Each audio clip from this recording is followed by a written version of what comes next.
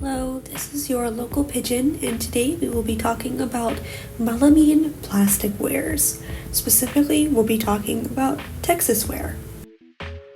You know me, my nostalgic butt can't resist deep diving into plastic subjects. Microplastics, if you will. Items like the Texas Ware dinner trays from the 50s and 60s that my wife and I found this weekend made me want to take a big old bite just to see how they sound. But I digress.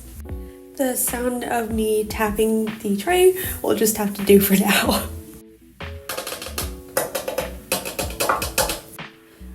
Perfect.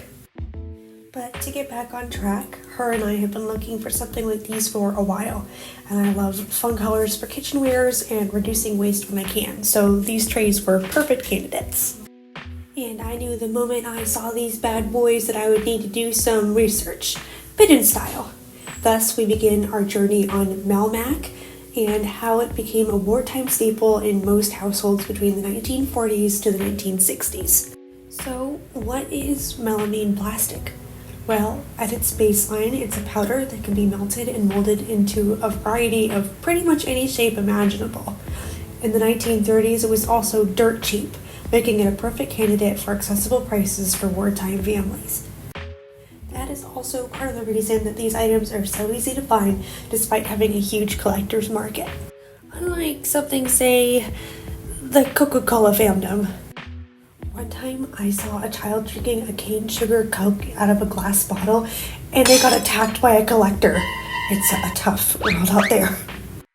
Despite the formaldehyde, and I promise we will get back to that, Melmac plastic, as it was nicknamed, or melamine plastic, was praised for its durability when bakelite and resins just couldn't stand up to the continued use of dinnerwares.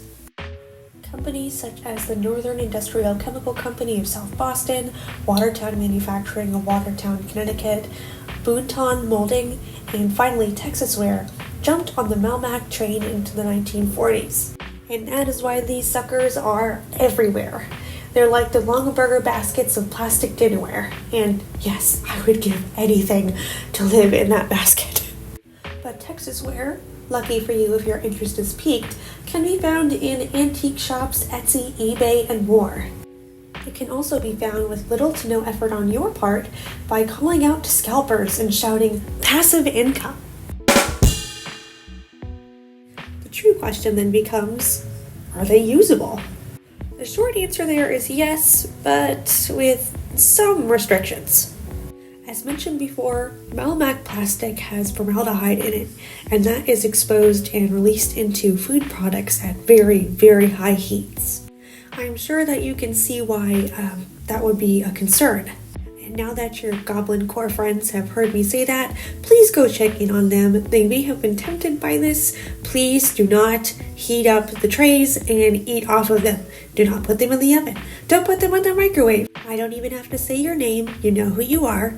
And I love that for you. Rock on, fellow neurodivergent. Anyway, as you can see, if you find these in the wild, you're more than likely to notice that these have burns, divots, holes, they're warped or bent in certain places. That's because people found out the hard way that you really shouldn't be microwaving these or putting them in the oven, even though they were displayed as safe for both initially. In conclusion, melamine, or Melmac as it was affectionately called, was introduced in the 1930s and took the country by storm, especially because it was during war times and costs were tight. They also dethroned bakelite and resins, taking the top spot for a long time.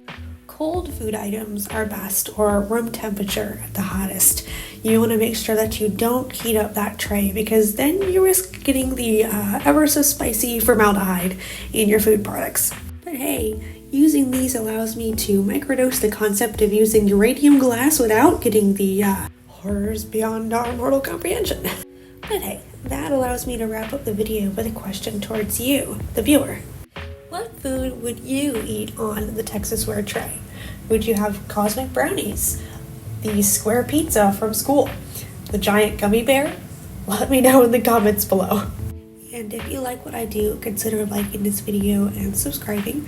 I'm a very new channel, so I'm trying to get this kicked off.